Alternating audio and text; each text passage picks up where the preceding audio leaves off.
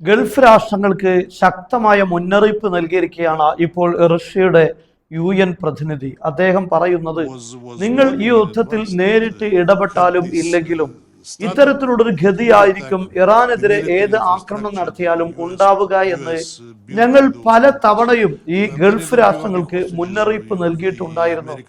പക്ഷെ അത് ശ്രദ്ധിക്കാത്തത് കൊണ്ടാണ് ഇത്തരം ഗുരുതരമായ സാഹചര്യം അവർക്ക് വന്നിരിക്കുന്നത് എന്നാണ് അദ്ദേഹം പറയുന്നത്. നിങ്ങൾ അമേരിക്കൻ രാഷ്ട്രീയത്തിന്റെ ബന്ദികളാണ് എന്നാണ് അദ്ദേഹം ഗൗരവമായി സൂചിപ്പിച്ചിരിക്കുന്നത്.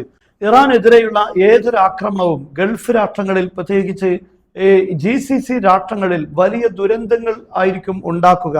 ഇറാന്റെ ഭാഗത്ത് നിങ്ങൾ നേരിട്ട് യുദ്ധത്തിൽ ഇടപെട്ടാലും ഇല്ലെങ്കിലും ഇറാൻ ശക്തമായ തിരിച്ചടി ഈ രാഷ്ട്രങ്ങൾക്ക് നേരെ നടത്തുമെന്ന് ഞങ്ങൾ അവരോട് പറഞ്ഞതാണ്. കാരണം അമേരിക്കയുടെ എല്ലാ സൈനിക സംവിധാനങ്ങളും ഈ ഗൾഫ് രാഷ്ട്രങ്ങളിൽ നിലകൊള്ളുകയാണ്.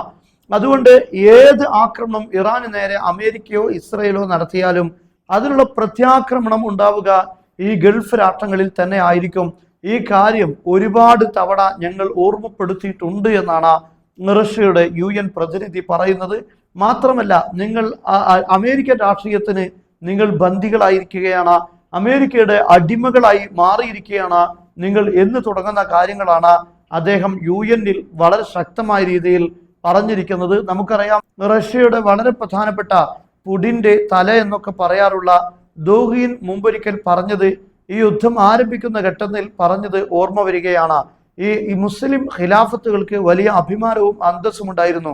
എന്നാൽ അവരുടെ ഏറ്റവും വലിയ ശത്രുക്കളാണ് യൂറോപ്പും അമേരിക്കയും എന്നത് അവർ തിരിച്ചറിയേണ്ടിയിരുന്നു.